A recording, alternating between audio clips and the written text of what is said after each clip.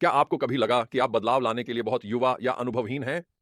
शायद आपने पहले कोई चुनौती देखी हो और सोचा हो, मैं ये बिल्कुल भी नहीं कर सकता। आज का अंश हमें दो युवा पुरुषों से मिलवाता है जो शायद खुद भी ऐसा महसूस करते थे। एक बालक राजा और एक संकोची भविष्यवक्ता जिनका जीवन एक अद्भुत सत्य को दर्शाता है।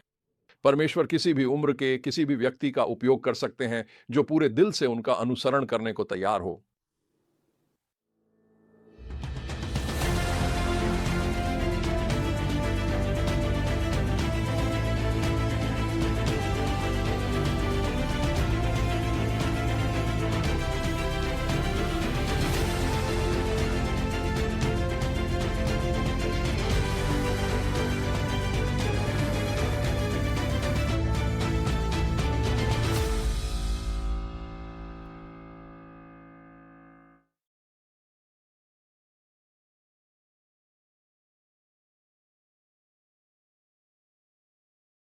इस अंश का मुख्य बिंदु प्रभावशाली है। जब हम परमेश्वर के बुलावे का विनम्रता से पालन करते हैं तो वह हमारे माध्यम से गहरा परिवर्तन ला सकते हैं, चाहे हमारी उम्र या अनुभव कुछ भी हो। यह सत्य राजा योशिय्याह और भविष्यवक्ता यिर्मयाह की समानांतर कहानियों में प्रकट होता है। कल्पना कीजिए, केवल 8 साल की उम्र में राजा बनाए जाने की। यही योशिय्याह के साथ हुआ। लेकिन जिम्मेदारी से अभिभूत होने के बजाय पवित्र शास्त्र बताते हैं उसने कुछ असाधारण किया। उसने पूर्वज दाऊद के परमेश्वर को खोजना शुरू किया। 16 वर्ष की उम्र तक उसने यहूदा में आत्मिक क्रांति शुरू कर दी थी। बाइबल में लिखा है उसने वह किया जो प्रभु की दृष्टि में सही था और अपने पूर्वज की राहों पर पूरी तरह चला। दाऊद की तरह न तो दाएं मुड़ा और न ही बाएं। योशिय्याह के सुधार क्रांतिकारी और पूर्ण थे।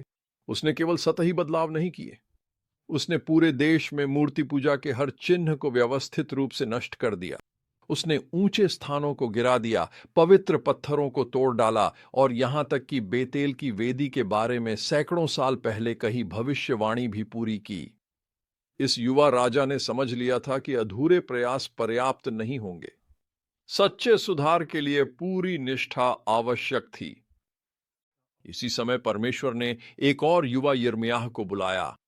परमेश्वर के बुलावे पर उसकी प्रतिक्रिया उस व्यक्ति के हृदय को दिखाती है जो स्वयं को अयोग्य महसूस करता है। हाय प्रभु यहोवा, मैं बोलना नहीं जानता, मैं तो बहुत छोटा हूं। लेकिन परमेश्वर का उत्तर आश्वस्त करने वाला और चुनौतीपूर्ण है। यह मत कहो मैं बहुत छोटा हूं। तुझे हर उस व्यक्ति के पास जाना होगा जहां मैं तुझे भेजूं और वही कहना होगा जो मैं कहूं। उनसे बिल्कुल मत डरना, क्योंकि मैं तेरे साथ हूं और तुझे बचाऊंगा। रोचक बात यह है कि इन दोनों युवा नेताओं की सेवाएं कैसे एक दूसरे से जुड़ी थीं। जब योशिय्याह देश को मूर्ति पूजा से शुद्ध कर रहा था, यिर्मयाह अपनी भविष्यवाणी की सेवा शुरू कर रहा था और लोगों को फिर से वाचा की निष्ठा की ओर बुला रहा था। उनके पहले संदेशों में से एक का केंद्र था सब्त को पवित्र मानना, जो परमेश्वर और इज़राइल के संबंध का मूलभूत पहलू था जिसे उपेक्षित किया गया था। भजन संहिता 22 के सुंदर शब्द उनकी कहानी के लिए उपयुक्त पृष्ठभूमि बनाते हैं, जो हमें याद दिलाते हैं कि यहोवा की स्तुति करना अच्छा है और धर्मी लोग खजूर के वृक्ष की तरह फलेंगे फूलेंगे। वे वृद्धावस्था में भी फल लाएंगे, वे ताजे और हरे भरे रहेंगे। तो हम इन सत्यों को आज कैसे लागू कर सकते हैं? पहला, हमें उम्र या अनुभव की कमी को परमेश्वर की सेवा न करने का बहाना नहीं बनाना चाहिए। योशिय्याह और यिर्मयाह अपनी युवावस्था को आज्ञाकारिता में देरी का कारण बना सकते थे, लेकिन उन्होंने विश्वास में कदम बढ़ाया। दूसरा, जब परमेश्वर हमें किसी कार्य के लिए बुलाते हैं तो वह उसे पूरा करने के लिए आवश्यक संसाधन देते हैं। जैसे उसने यिर्मयाह के मुख को छुआ और अपने वचन उसमें रखे, वैसे ही वह हमें हर कार्य के लिए सक्षम बनाता है जिसके लिए उसने हमें बुलाया है। तीसरा, सच्चे जागरण के लिए व्यक्तिगत समर्पण और सार्वजनिक कार्य दोनों आवश्यक हैं। योशिय्याह ने सही बातों पर विश्वास ही नहीं किया, बल्कि परिवर्तन लाने के लिए निर्णायक कदम भी उठाए। और अंत में हमें समझना चाहिए कि परमेश्वर अक्सर अपने कार्य में लोगों को एक साथ जोड़ते हैं।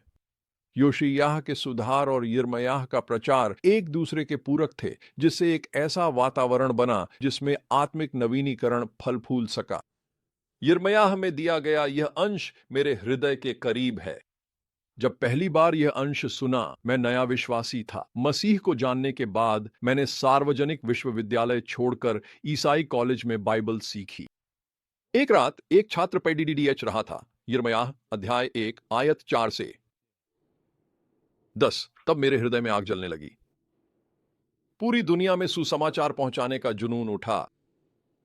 मैंने खुद को पूरी तरह अयोग्य और असमर्थ महसूस किया। उस रात मैंने एकांत ढूंढा और दुनिया की जातियों तक सुसमाचार पहुंचाने के बुलावे को स्वीकार किया।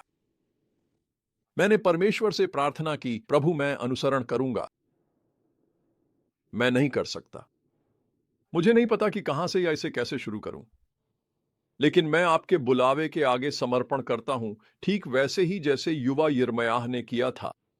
उस समय से अब तक मैंने 80 से अधिक देशों की यात्रा की है और पिछले 60 वर्षों से दुनिया की जातियों को प्रचार किया है। उन शब्दों की ज्वाला आज भी मेरे भीतर गहराई से जल रही है। वास्तव में यह टिप्पणी यिर्मयाह के इसी अंश पर आधारित है। यह परमेश्वर का बुलावा था, यही बुलावा है। वह बुलावा जो परमेश्वर ने मेरे जीवन में रखा।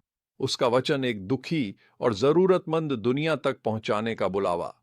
मैं यिर्मयाह और योशिय्याह की कहानी के लिए कितना आभारी हूं। ये कहानियां याद दिलाती कि परमेश्वर हमें वैसे नहीं देखता जैसे दुनिया देखती है।